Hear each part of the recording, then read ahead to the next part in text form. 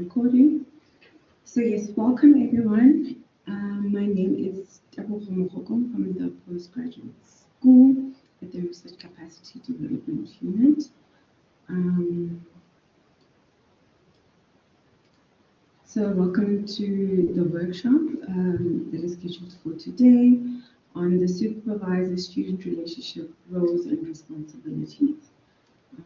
I'm just going to give a brief introduction of our guest speaker, and then afterwards hand over to him. So Dr. Jacques van Appel is the youngest department head in the Faculty of Science at the University of Johannesburg. He manages the Department of Statistics, day-to-day affairs, and various teaching responsibilities, while finding time to supervise postgrad students and pursue research interests in computational statistics, financial statistics, and probability theory. He was also named one of the Maiden Garden 200 Young South Africans 2022 for his leadership and contribution to science and technology. Dr. Van Appel, thank you very much for honoring our invitation. We'll start with my video and then hand over to you. Thank you. Thank you so much, Tebogo, for that flattering introduction. I'll share my screen, and then if someone will just let me know whether they can see my screen.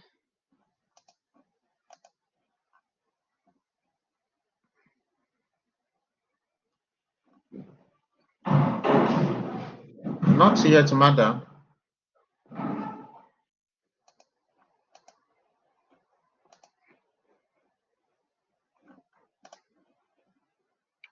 All right, I think the screen has come up. It's up now. All right, thank you. I see we have a few participants in the room, so I'd like to suggest that we make this as interactive as possible. So please feel free. I'll be monitoring the chat. So post any questions you may have in the chat or topics for discussion. Also feel free to open your microphone and engage in a discussion with myself and the rest of the group. So as already been mentioned, so we'll be talking about the supervisor-student relationship roles and responsibilities. So we'll start off by just looking at the relationship, and then I'll move over to roles and ultimately responsibilities. So perhaps we can we've all had relationships, good relationships, bad relationships, and the student-supervisor relationship is no different to your personal relationships. It requires work, it requires maintenance, it requires effort from yourself. So what would you think are the essentials to such a relationship?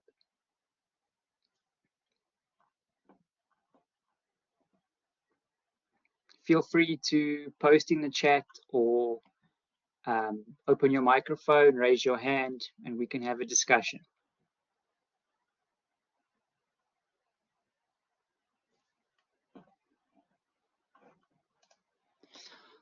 All right, so while we wait for you to warm up to the idea of having a discussion, honesty.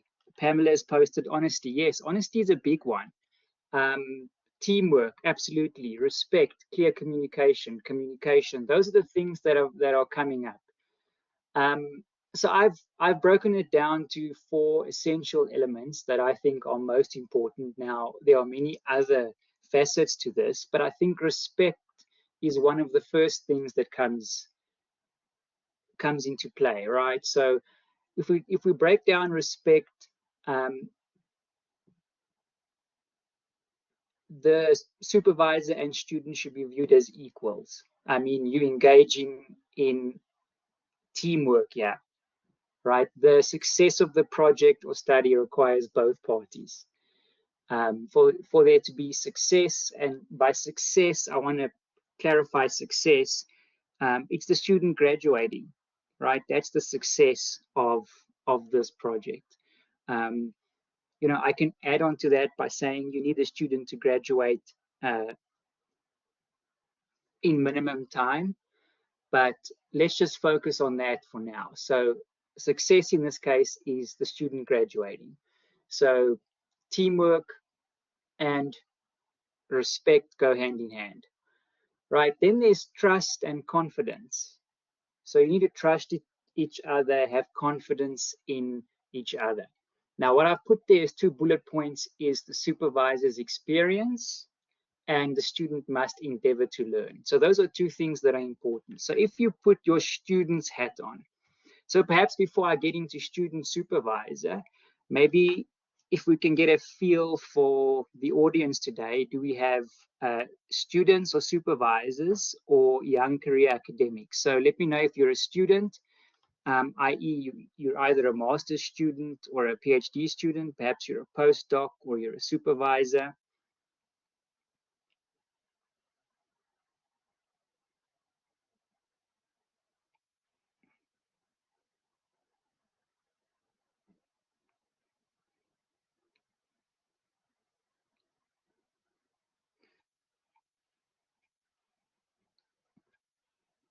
So it seems we have quite a few students, supervisors, and young professionals, PhD students. All right, so if you're a PhD student or young academic, so this is the perfect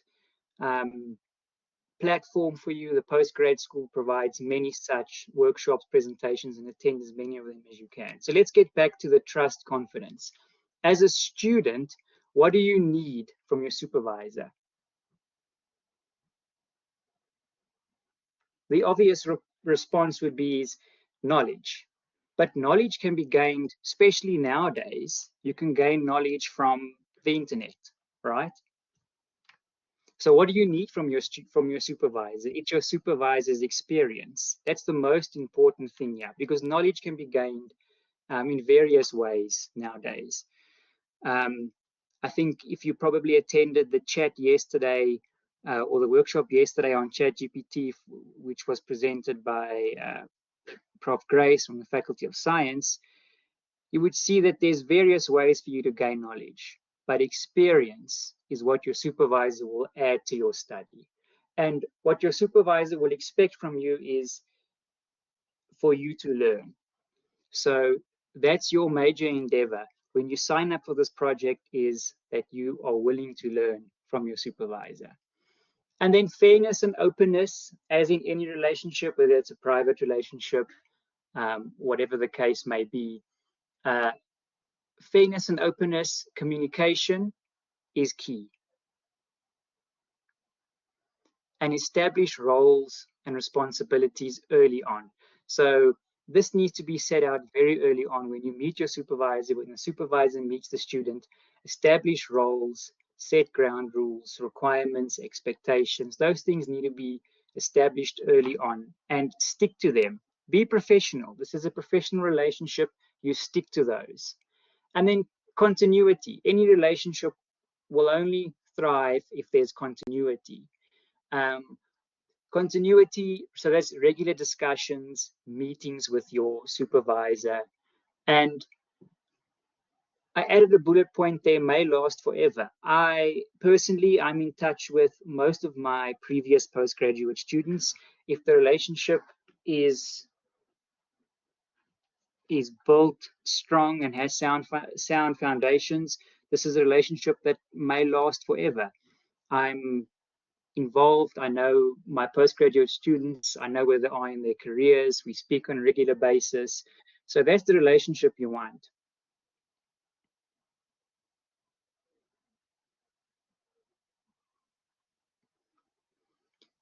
All right. So if we just move on a little bit. So there's policy on this.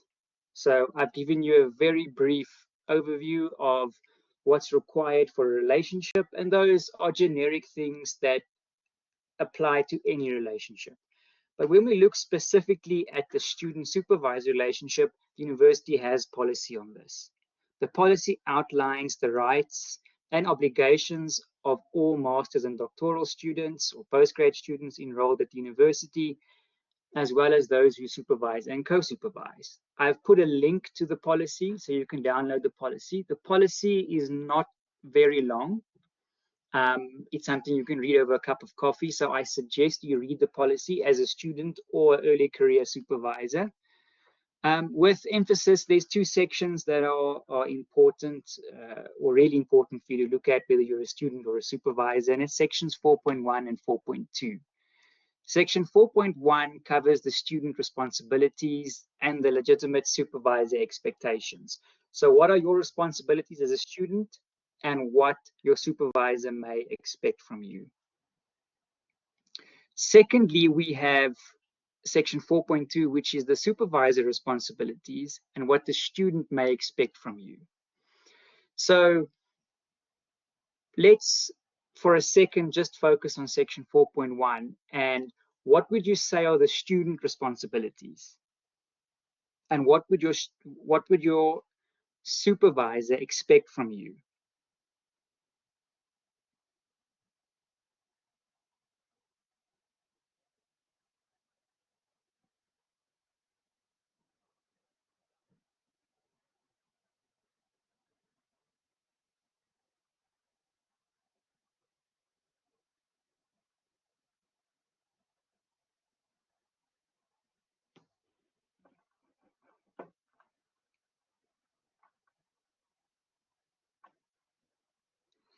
All right, so I'm scrolling through the chats. There's support and guidance. So as a student, you would expect that from your supervisor, support and guidance.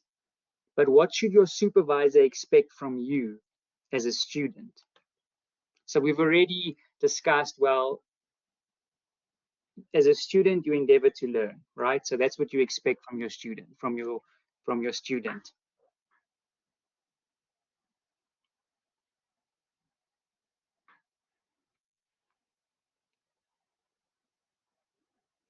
Meeting deadlines. So I see there's a comment, meeting deadlines. Absolutely. As a supervisor, early on you establish deadlines and you agree to these deadlines, and you as a supervisor expect your student to meet these deadlines. If you endeavor to meet once a week, make sure you meet once a week. Be punctual, be professional about it. Student responsibilities, attend workshops like these. Yes, your supervisor will from time to time recommend you attend such sessions, such workshops. Please do that. It's for good reason. Let's swing around and say, all right, now what would the student expect from you as a supervisor?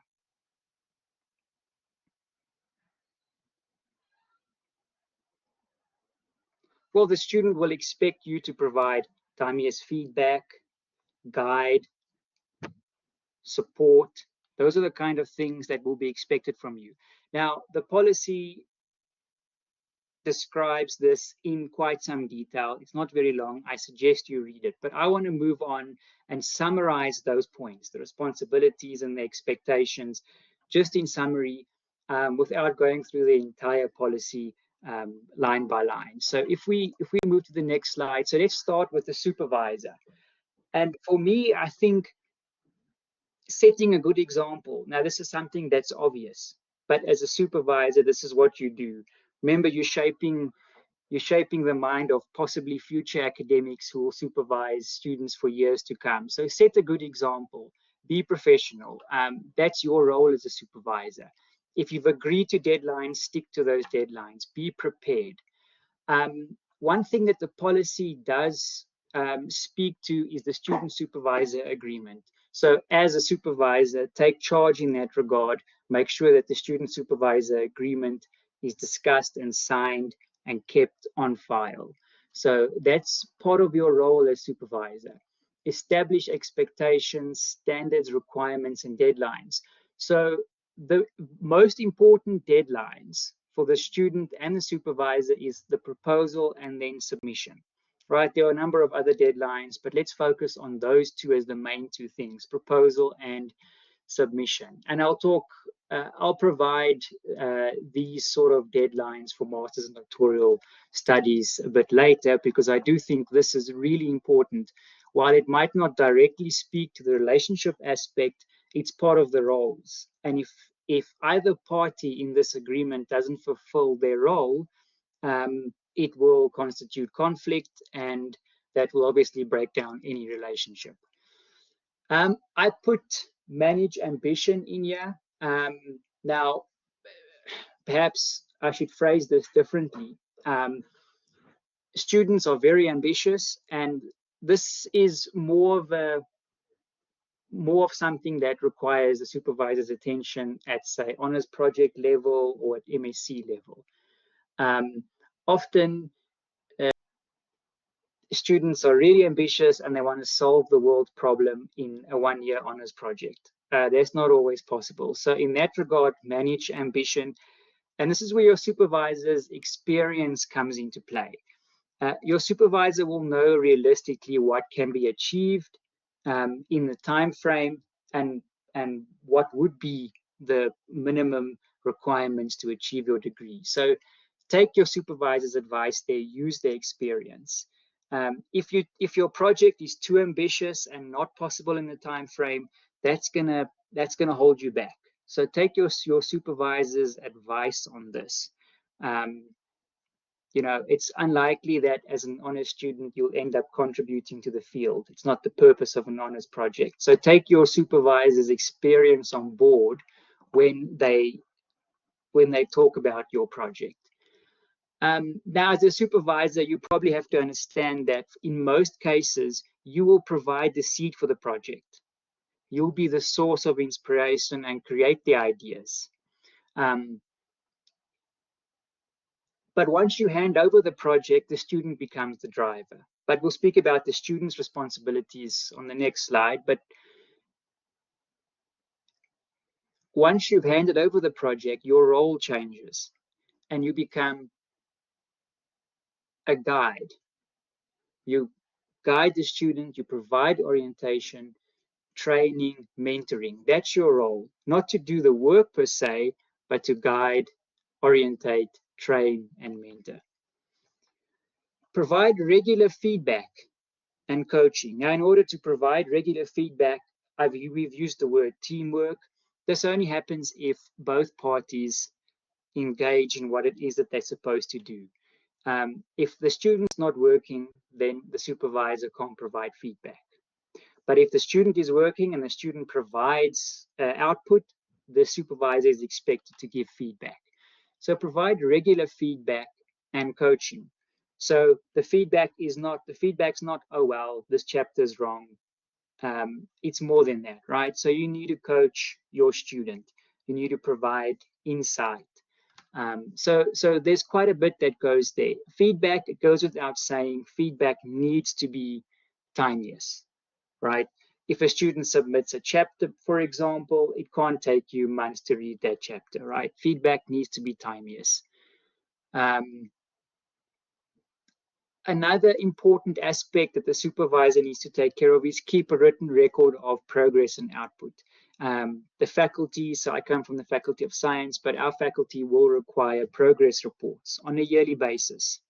So keep record of your students' progress, of their output, in order for you to be able to provide these progress reports. Another important role that the supervisor will play is when it comes to examiners. So the supervisor will recommend examiners. Now, it needs to be stressed that students are not involved in this process at all. As a student, you shouldn't be writing an email to your supervisor saying, I've met these individuals and they'll be great to examine my thesis. Right? So that's one of the roles of your supervisor. Now, when it comes to appointing or recommending examiners, the HOD in the department plays a big role. So if you are a young academic supervising a student for the first time, engage with your HOD, engage with colleagues in the department. Remember, your colleagues and your HOD and your faculty want you to supervise students. They will assist you. So the assistance is available. There's policies on this. So while recommending examiners is something that students are not involved in, this is at a departmental faculty level, but it is part of your role as a supervisor. And it's really important because without examiners, your student can't submit for examination. If your student can't submit for examination, they're not finishing their project, they're not graduating. So it is something that will hinder the relationship will break down. So this is something that's really important for the supervisor, but not necessarily for the student. And I'll briefly allude to the time frame within which you need to recommend your examiners and the process in that regard. But for now, let's take a brief look at the student. So obviously, we spoke about the student supervisor agreement. So you are aware of your rights and responsibilities when you sign that agreement. Now, I used the seed analogy in the supervisor, so we'll continue with that. If the supervisor provides the seed, then the student should water the seed, right? In other words, plan and implement the agreed research project. In other words, you should do the work. Now, even though your supervisor may have provided you with the seed, now you should strive to expand the project through your own inputs, right? Again, this is your project, this is your work. So water the seed, plan and implement the agreed research project. Things that your supervisor will expect from you is find and source appropriate literature. While early on in your studies, your supervisor will provide you with literature, perhaps a textbook or a few journals and so forth to get you started. But it's a research project and it's your research project. So ultimately, you know, once you submit your dissertation or thesis, you're probably going to have many, many more references than a few journals or a few textbooks that your supervisor recommended, and those will come about out of your own research, out of your own reading. So the fourth bullet point there speaks to you doing the work. Write the research proposal. This is your responsibility as a student. This doesn't mean that your supervisor will not assist you. This doesn't mean that your supervisor is not going to review your proposal. Your supervisor will definitely review your proposal and should view your proposal before it gets submitted to higher degrees committee. Now, how the proposal is finalized depends from faculty to faculty and department to department. So, and it might be field specific on whether you present in your department or whether you present to your supervisors and co-supervisors. But so those that sort of process will be provided to you by your supervisor.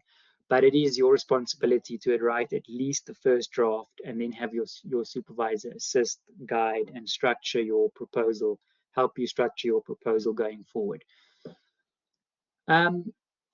Also, obviously, engage in any required fieldwork, data gathering, laboratory experiment, data processing, statistical analysis. Now, I mean, your project could be theoretical in nature, in which case you don't have any of those. But the point that has to be made here is that you do the work, your supervisor guides you along the way. Proofread your dissertation or thesis. Your supervisor is not going to write your thesis. He will help you proofread, but there's a lot of proofreading you can do before your supervisor gets involved. Don't submit your work to your supervisor full of grammatical errors and things like that. Those are things you can take care of before. As a UJ student, you have access to Grammarly, and I'll recommend that you download Grammarly, install Grammarly, and use it. It will assist you in that regard. So proofread your dissertation or thesis before you submit it to your supervisor. But I will talk specifically, which I'll refer to as the write-up. So I'm going to talk about the write-up, but this is your responsibility. Attend to feedback from your supervisor. As I previously said, your supervisor, as you expect timeous feedback from your supervisor expects you to implement that feedback timeously. He also expects you to internalize that feedback and not make the same mistakes or errors, for lack of a better word, going forward. So it expects you to learn from the feedback. Make regular appointments with your supervisor. So these will typically be weekly or so forth, but they can be more frequent, and that will depend on the student. If you need an extra meeting with your supervisor, if you're stuck on something, arrange this meeting. Make the regular appointment. You as student drive these meetings and appointments. Adhere to academic integrity. So this is a big one. Academic misconduct is not something you want to, as a student, be involved in. The consequences are dire for your studies and your career. So please, I don't want to turn this into a workshop on academic misconduct, but this is something that's really important and you need to take ownership for and responsibility for as a student. You should not be engaging in any unethical academic conduct in that regard. So please be careful in that regard. There's, I mean, especially at our faculty, we have a video that we let our students watch that explains what academic misconduct is. So ask your supervisor for the video, have a look at it so that you understand academic misconduct before you get started, before it's too late. And then as a student, there are many tools available to you, tools such as the workshop today, many other workshops along the way. Grammarly was one I mentioned. There are many tools for you to help you write your dissertation or your thesis, but also help you produce the best possible version of your thesis or dissertation. Now, I spoke about some important deadlines. So, I mean, while these don't directly build the relationship, but they will break the relationship down if these deadlines aren't met or so proposal submission. So 6 to 9 months, depending on whether it's a master's or doctoral study. If it's a master's study, 6 months. If it's a doctoral study, 9 months. This includes any ethical clearance. So if your study involves a situation where you need ethical clearance, your supervisor will assist you and provide you with the required paperwork. There's a committee that looks at these applications and then grants clearance or not. So make sure that you get ethical clearance should you require that before you submit your proposal. Your faculty higher degrees committee will reject your proposal if they see that ethical clearance is required but hasn't been applied for and hasn't been granted. So the proposal and this is important. Look, in terms of consequences for not getting your proposal submitted, if your proposal is not approved in your first year of study, you won't be allowed to register in your second year. So this is the first very important deadline for the team, supervisor, student to meet, right? So your proposal needs to be submitted within 6 or 9 months. The second big deadline, and it's good that the student knows this, but the supervisor also knows this, is time to completion, minimum and maximum time. So if there's a master student, you know, maximum amount of time that you can take to complete your master's study full time is 24 months. The minimum amount of time is 12 months. If we look at a PhD in that regard or doctoral study, we're looking at 48 months as your maximum amount of time and 24 months. There's a question that popped up from Pamela. Is it possible to switch from full-time to part-time? Absolutely. It is possible. It will require a memo from your supervisor endorsed by the head of department that will go to the faculty. But it is possible for you to switch from full-time to part-time. There you will require motivation for why the switch, but that's something that can be done. Part-time study, you have a little extra time. If you're a part-time student, looking at a maximum amount of time for a master study is 36 months, so it's 3 years. If you're a doctoral student, you're looking at 60 months. Now, just in terms of submitting, if you were a master's student and you were full-time and 2023 were your second year, don't view December, 31st of December as your submission, right? No one at faculty is going to be available to receive your submission. You should be aiming for October.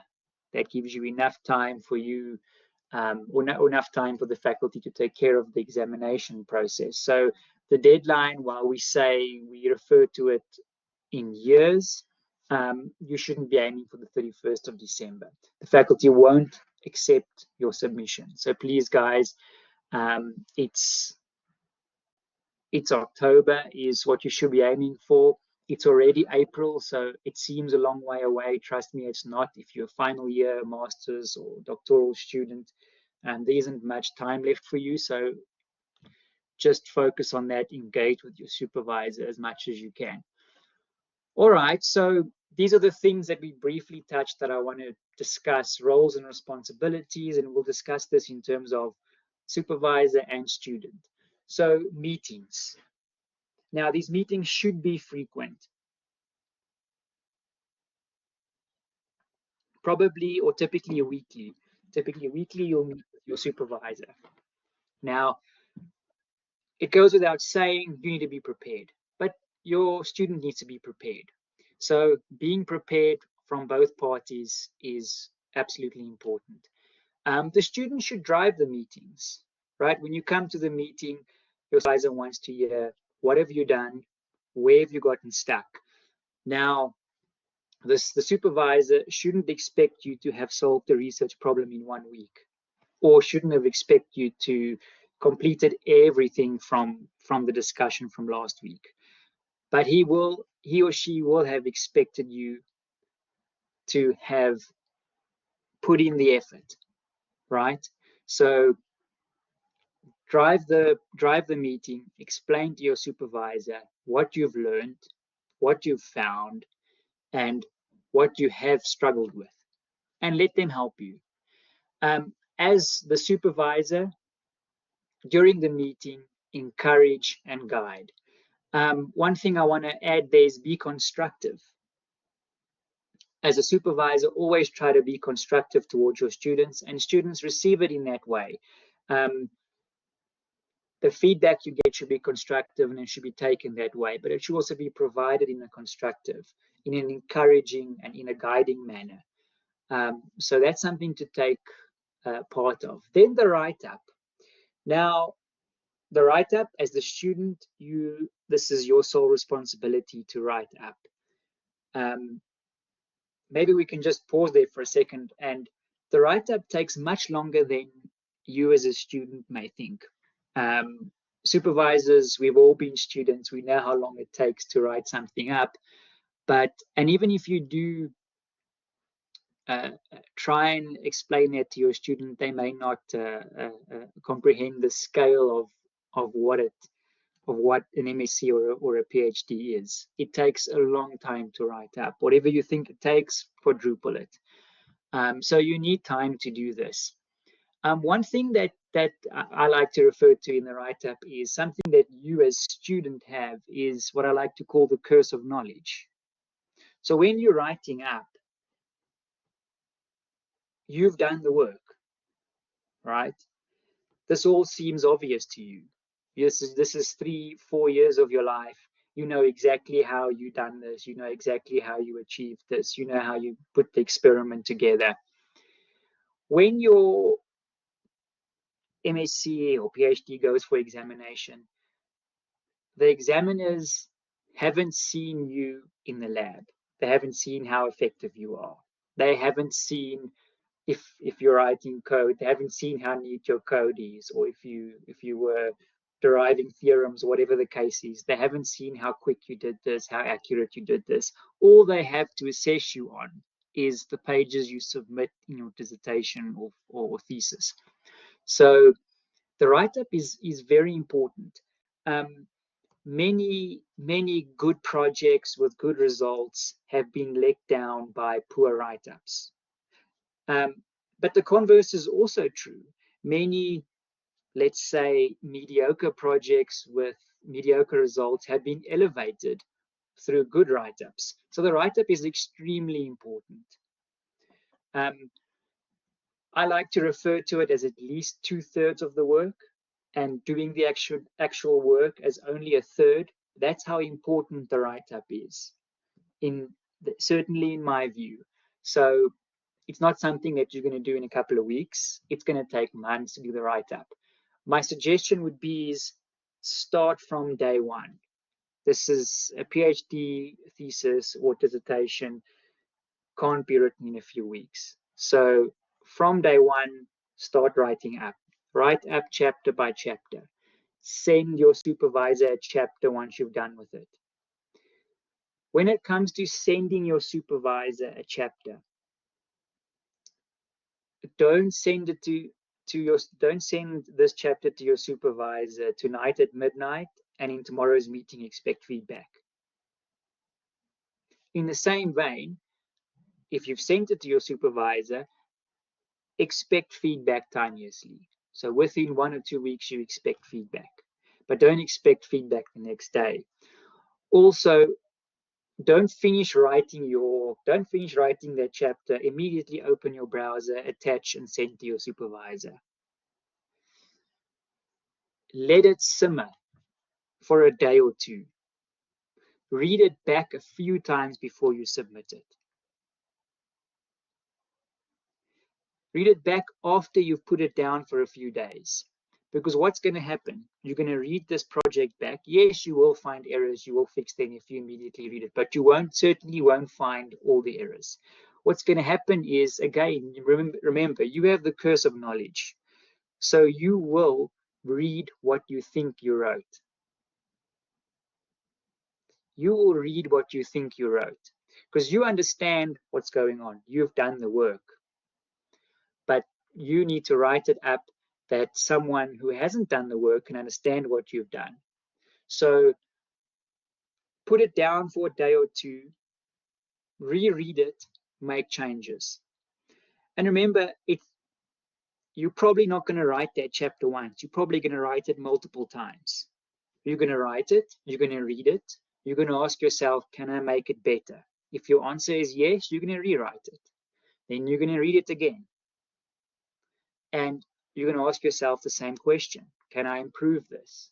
If the answer is yes, you rewrite it. It's natural. You're not going to write that chapter once. You're going to write it multiple times. Once you've done what you can, and that's not just writing it up once, sending it to your supervisor. Once you've done what you can, you send it to your supervisor. Your supervisor should read the chapter and provide feedback. Now, the feedback comes from the supervisor. We've already said that the feedback needs to be timeous, right? So you're going to expect feedback within a reasonable amount of time. Once you get that feedback, now I've heard students call some feedback in some cases the sea of red. There's so many things that my supervisor finds wrong with my project. Remember, if you get the sea of red, your supervisor has done their job, right? They've given you constructive feedback. If you're struggling to come to terms with that, ask yourself, what would you prefer? Getting the sea of red in the first year from your supervisor, or getting the sea of red from the external examiner, who's now written on the examiner report that the student clearly didn't do due diligence, hasn't done the topic justice. So if you're struggling to come to terms with that, view it in that regard. It's all constructive. If you get the sea of red, you work on it.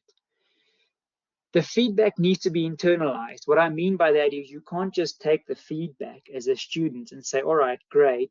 The supervisor has suggested the following changes. Go and make those changes. Just make the changes and resend it to your supervisor. Your supervisor is not expecting you to turn around feedback within hours. What your supervisor is expecting from you is that you internalize those comments, that you ask yourself, why has my supervisor made this comment? How has it improved my work?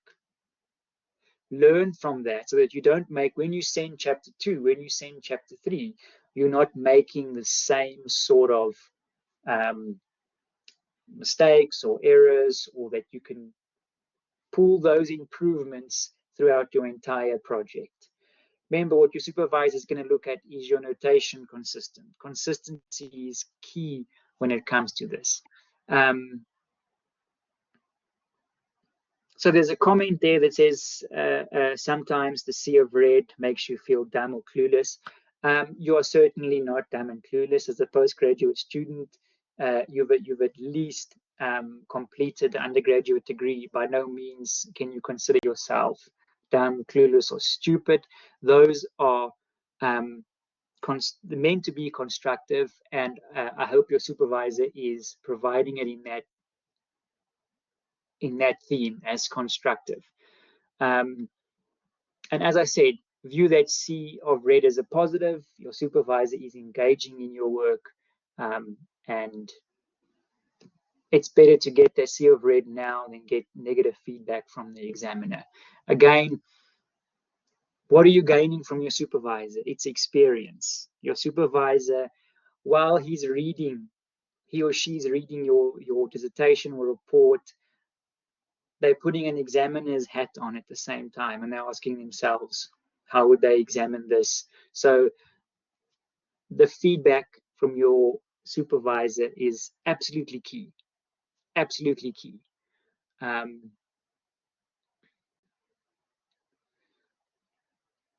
Let's just see if there were any further comments.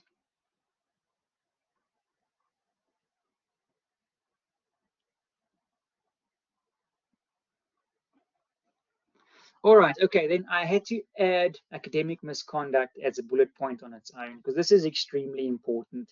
When it comes to submitting for examination before your supervisor and the department that you're studying in approves your submission, they will review a Turnitin report. So please, as a student, this is something you know about early on. Don't engage in any academic misconduct.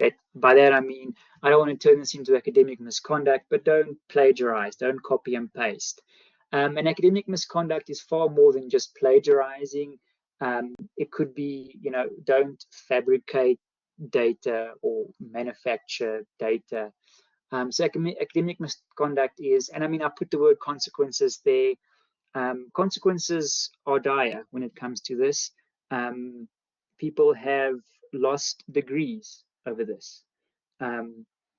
And don't think because, oh, well, the Turnitin report didn't pick it up. If evidence ever came to light years in the future, and this has happened, people have lost PhDs, have lost degrees many years later when evidence has come to light. So please, guys, academic misconduct is a big no-no, so please be careful.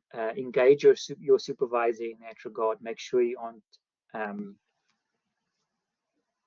committing any misconduct in that regard.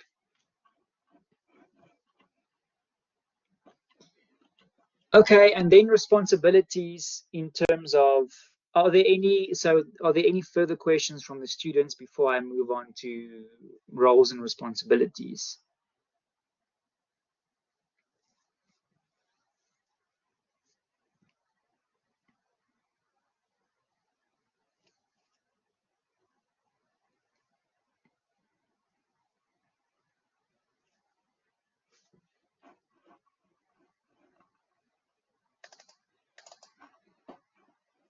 Okay, I don't see any coming through yet, but we'll give it some time. So in terms of the supervisor, you've been giving feedback, and you've done what's been required of you.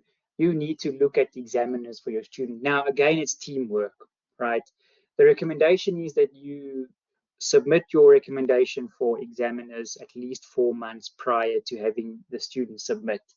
Now, this is a really important role because Faculty Higher Degrees Committee is not going to be happy with you when your student submits for examination and examiners haven't been appointed, or you do that simultaneously.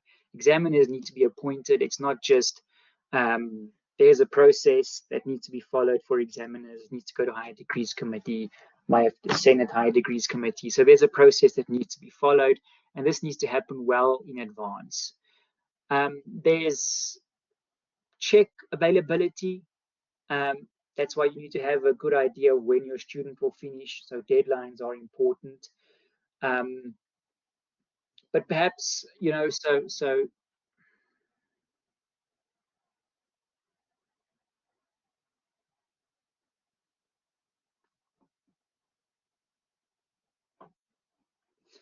So, all right, there's a couple of questions, a deadlock between supervisor and student. You follow procedure, and the first step for you would be is consult the head of department for advice and follow procedure. But all right, so once there's a sense of the project's coming to completion, the supervisor will appoint examiners. As a supervisor, check availability, you need CVs. There's a HOD checklist, which I won't get into at this stage, but there are a number of things that minimum requirements for examiners, etc., if I can call it that we refer to in the HOD checklist that your head of department will look at if you're an early career supervisor. And this happens 4 to 6 months prior to submission. This will try to be as accurate as possible. If you appoint examiners now and the student doesn't submit at the end of the year and the student submits end of next year, then this examiner might not be available anymore. It might delay the examination process. So deadlines, commitments within the team are really important, even when it comes to appointing examiners.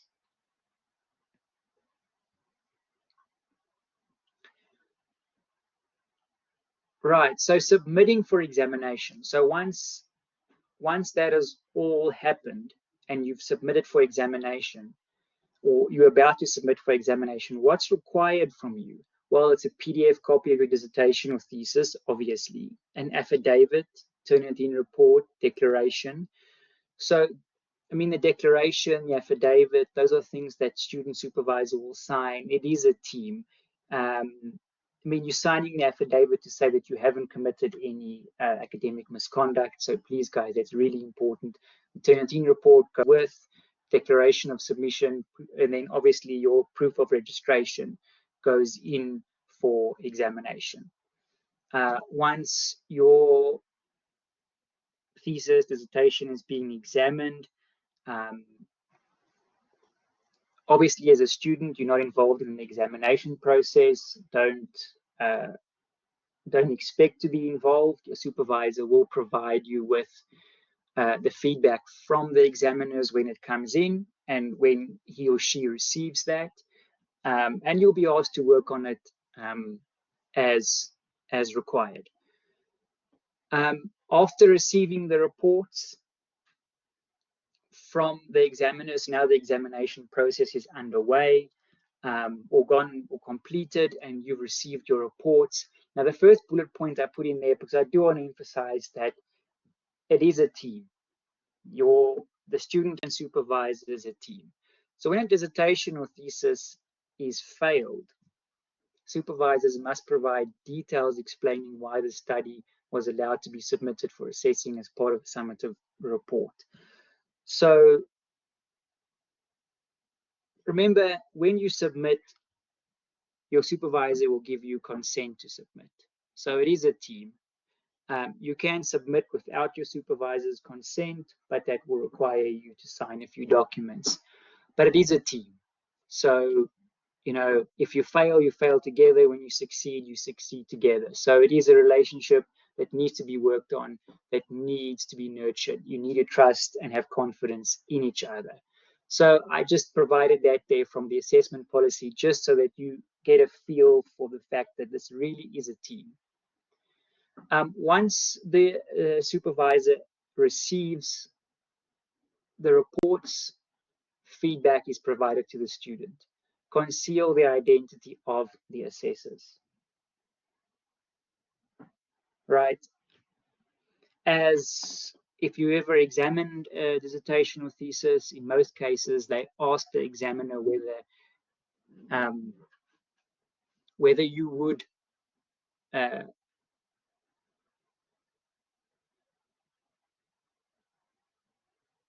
in most cases, they ask the examiner whether he or she would decline or like to have their identity known to the student. So in some cases, most examiners will say, yes, you can reveal my identity, but this only happens after the student graduates. So even initially, as a supervisor, if you receive the reports, you conceal the identity of the assessors until after the student has graduated. Obviously, if the assessor has said, no, I'd like to remain anonymous, then as a supervisor, you respect the wishes of the examiner or assessor, and you keep the comments or the report anonymous. So provide the student with the feedback. Now, when I say provide, I don't recommend that this is just an email. I don't recommend that you just email the reports or copy and paste the sections out of the reports that the student needs to work on, email it to the student. That wouldn't be doing your job, right? I'd perhaps arrange a meeting, sit down and carefully go through the feedback from the assessor's examiner with the student and discuss what needs to be done. In many cases, the assessors will provide critique and feedback, and they'll often say that the degree can be awarded if the following has been amended to the satisfaction of the supervisor. So your role here is key. It hasn't disappeared. As supervisor, your role is still key. Sit down with your student, take them through what needs to be done. I see there's a few questions that have come through. I'm currently pre-registration period. How long could I possibly take to officially register? I'm not exactly sure, but I think it's about 6 months. So I think if you pre-registered, I think you can be pre-registered for about 6 months before you have to register. But on that one, please, I haven't had any pre-registered students personally. So for that one, please engage with your supervisor or the head of department wherever you're registered. Is it compulsory to submit something for language editing or prove that the thesis was language edited? This does differ from discipline to discipline. Certainly in my discipline, this is not compulsory, but it may be in other disciplines. So I won't speak for all disciplines or give a blanket statement, but certainly in my discipline, that is not a requirement that you submit your thesis dissertation for language editing. But language, English may not be your first or even your second language. So language editing may help you improve the quality of your write-up, of your dissertation, of your thesis.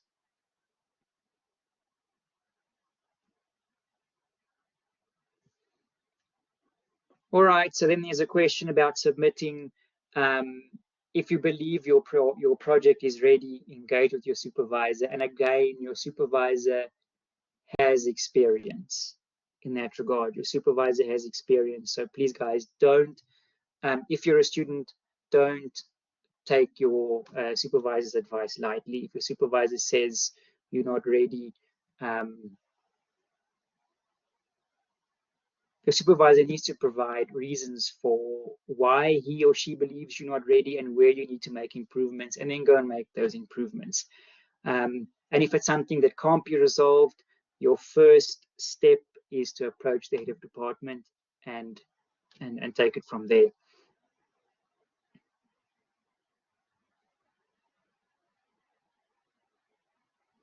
Then there's a question, does this mean that final year students are in fact expected to submit in June at the latest, not October? No, so look, you'll submit once you're ready, and you can submit in June, but you don't have to submit in June. You can submit in October, but when I say you don't have to submit in June. I don't know what your situation is. I don't know if you've there may be underlying factors I'm not aware of, but certainly it's not a requirement for you. If this is your second year as a master student, you don't have to submit your dissertation for examination by June. If you're a standard second year student, second year master student, for example, you could submit in October. If you were a third year PhD student, you could definitely submit in October. You wouldn't be required to submit in June. But let's talk about getting ready for submission. Your supervisor needs time to read. You've worked on this project for 3 years or longer, or 2 years. If it's a master's, 3 years. If it's a PhD, you've taken time to work on this project as a student, and probably in the order of 150 or 200 pages, sometimes more, sometimes less. But it's not a small project. You can't expect, if the deadline for submission is, let's just say it's 31 October, send it on the 27th of October in final draft, or your first final draft to your supervisor, and expect him or she to read it and have it submitted by the end of October. So please provide your supervisor with enough time. And in the same vein, it's not just the student's responsibility. In the same vein, if you've sent it to your supervisor, you should legitimately expect feedback in a reasonable amount of time. So as a general recommendation, you should probably have a finalized first draft around June, July, where you and your supervisor can engage, polish, and get it ready for submission. It does take longer than you think, because even if you've submitted to your supervisor, it will take him or her time to read this. It will take him or her time to internalize what you've done, assess what you've done, make recommendations and suggestions. And once you've received those, for you to then go and implement those. It's not just going to happen overnight. So there is time involved. Is the proposal submission period of 6 or 9 months counted for the maximum period? Yes. So that's included in your maximum period, is your first 6 or 9 months within which you are preparing your proposal, within which your proposal gets submitted. All right, so I don't see any further questions. So let's continue with, all right, you've received your feedback. You're happy with your feedback. You're busy implementing your feedback. What you need to do is to keep a list of changes to the dissertation or thesis. We normally refer to that as the letter of corrections. So keep track of the changes you've made. So you can essentially provide the Higher Degrees Committee with, how have you satisfied your assessor's comments? That's essentially what the letter of correction does, or correction is the purpose of the letter is, so that the Higher Degrees Committee can see that you've addressed all the concerns and suggestions from the external assessors, examiners. All right, so once you've completed all of that, so now you've completed all the recommendations and amendments that have come to you via your supervisor from your assessors, what goes back to Faculty Higher Degrees Committee is the completed summary of assessment form, the final declaration, and then obviously manuscripts. Now, what I mean by manuscripts is, now this does differ from faculty to faculty, but I'll speak from within the faculty that I am in, which is science. If you're a PhD student, you are required to have at least one article accepted for publication in a peer-reviewed journal. So that's the manuscript that needs to go with your final declaration and the completed summary of assessment form back to Faculty Higher Degrees Committee. Now, in terms of this manuscript, now it may not be, some faculties may require you to have a manuscript that's submission ready. Faculty of Science requires one to be accepted. Now, again, when it comes to this, take advice from your experienced supervisor. Especially in some disciplines, I'll speak for my discipline, it's not unheard of that it may take nine months to a year or even longer to get a paper accepted at a journal. So if this is a PhD study, within the first year or two, the goal or one of the expectations or goals should be to have a paper submitted at a journal. Now, take advice from your supervisor. If your supervisor's had experience at a journal that takes long, take advice there, because you do need to have this manuscript accepted before you can graduate. This is something that will hold your graduation back at science. If you haven't completed, haven't got a manuscript accepted, you won't graduate. So this is something that's really important. And as a PhD student, this is something you should, I mean, that's part of your goal, right? As a PhD student, is to contribute to the field. And how you contribute to the field is obviously through your thesis, but also by publishing in peer-reviewed journal articles. And then the last thing that happens, once you've completed, once you've done all this, is you submit your thesis or dissertation to the library. And obviously, if it's a PhD study, then there's a CV and a lidatio that goes to graduation that gets read once you graduate. So that's essentially what I wanted to say. We still have a bit of time left, so if there's questions that you'd like to pose to me, we can have some discussions around that. But essentially, I mean, just to summarize, your supervisor and student, you are a team, and there's respect, and there's mutual respect that needs to be there, and be aware of your individual roles. As a student, you do the work. As your supervisor, you guide, you mentor, and you assist. As a student, approach your supervisor. Don't feel afraid to approach your supervisor. You're not the best student if you lock yourself in your room for 6 months and you're working on your chapter, and then you reappear 6 months later and you knock on your supervisor's door. That doesn't make you the best student. Feel free to engage with your supervisor. Feel free to interact with your supervisor. On the very first slide, I said equals. I certainly view that with my postgraduate students. Feel free to engage in discussions. If your supervisor has a view for the project and you have a different view for the project, discuss, deliberate on the view. Don't feel afraid to do that. Your supervisor should be debating that with you. There's a question or comment from, I'm always afraid to ask for questions and help. We're all afraid to ask for help. It's human nature. You don't want to feel like you're asking an obvious question when you ask questions, but there are no obvious questions. Remember, you're a postgraduate student. You've achieved so much in your specific field already. There are no obvious questions. So please don't feel like that.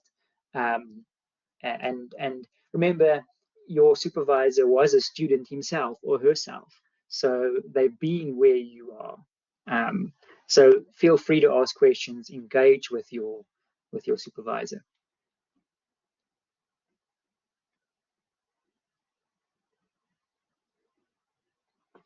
Any final questions or comments?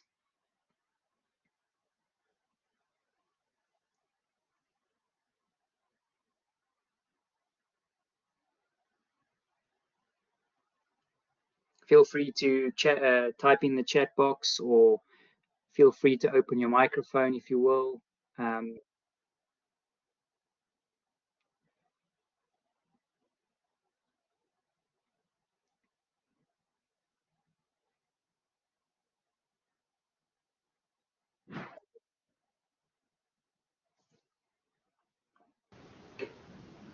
I see a hand raised. Go ahead.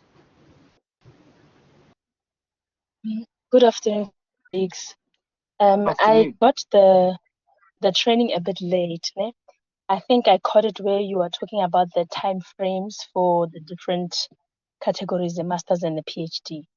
I've been registered for my MPH since I think 2021, and because of some challenges that were just beyond myself, I had to delay or to deregister for a while.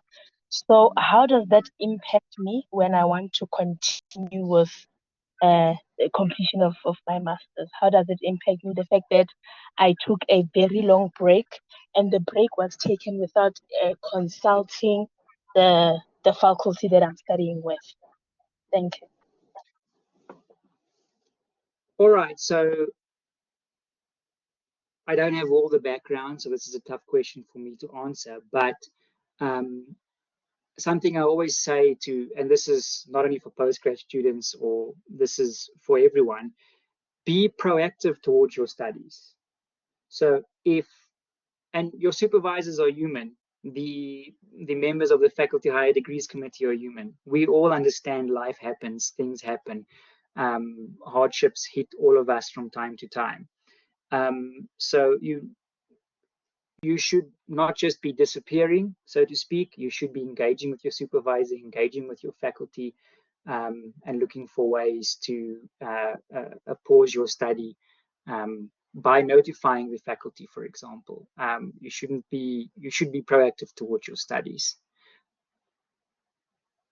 But just to answer your question, I can go back to the slide with the sort of deadlines in terms of submission or maximum time to completion. So there's the slide with the maximum amount of time for doctoral and master's studies.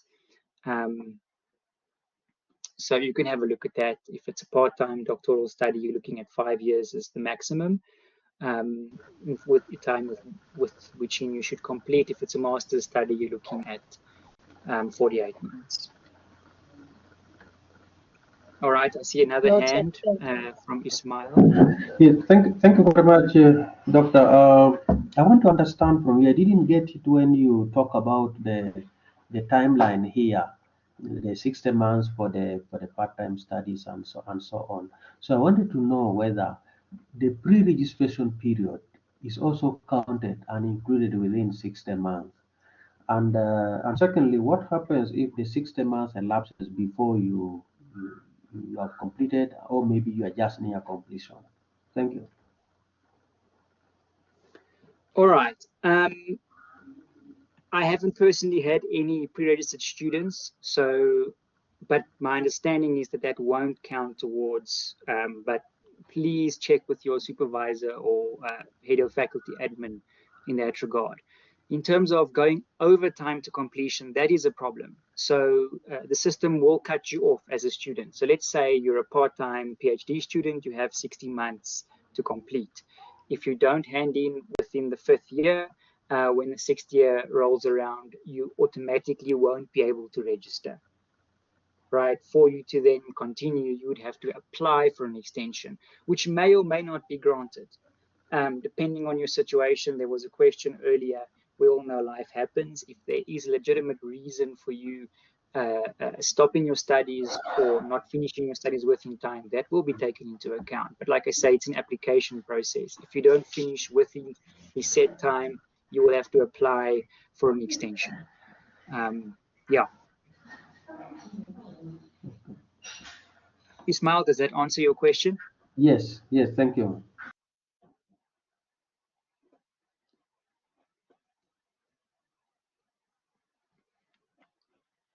Are there any other hands raised? I can't see any at this stage.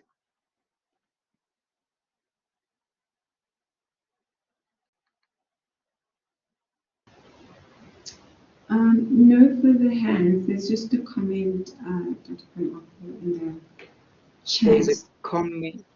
Is it the last comment I see? Yes, very Patricia, insightful presentation. My supervisor is doing a very good job for his role. The student imperative to keep your supervisor in the know with everything concerning your thesis. Absolutely. The more you keep your supervisor in the know and the more involved you keep your supervisor. And remember, you're driving the project. I earlier referred to your supervisor as giving you the seed and then you're watering the seed. Once the supervisor hands the project over, your supervisor may have put the project together, but once he hands it over to you, it's your project. Now you're driving the project.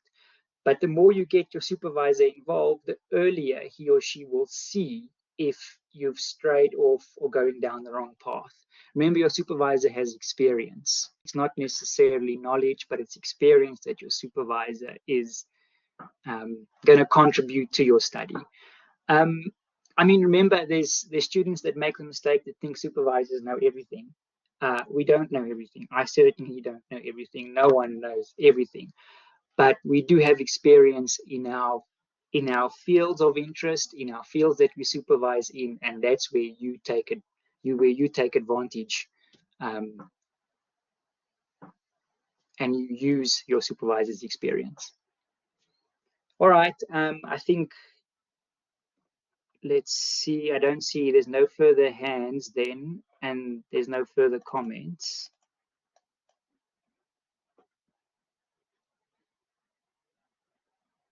No, I think we've answered all the questions. Unless we haven't, then can that student please indicate. So, Well, yeah. If you have a final question, please post it in the chat. In the meantime, I'd just like to thank the Boho for managing the session, and also the postgrad school and the research capacity division for inviting me. It was a fun workshop. I enjoyed it. I hope you did. Yeah, I think it was successful. I think so too. No, thank you, Dr. Van Appel, for honoring the invitation. And then OBS is when next would we have this very insightful session? All right. So we have another session on the 21st, and that one is on the importance of a supervisor-student co-authorship. So it'll still be looking at supervisor-student relationship, but mainly focusing on the importance of a co-authorship between you and your supervisor. And that is on the 25th of April from 1 till 3. A reminder email, invitation on the Blackboard community will be sent out. So yes, that is our next session for April, and then we will be done for the month of April.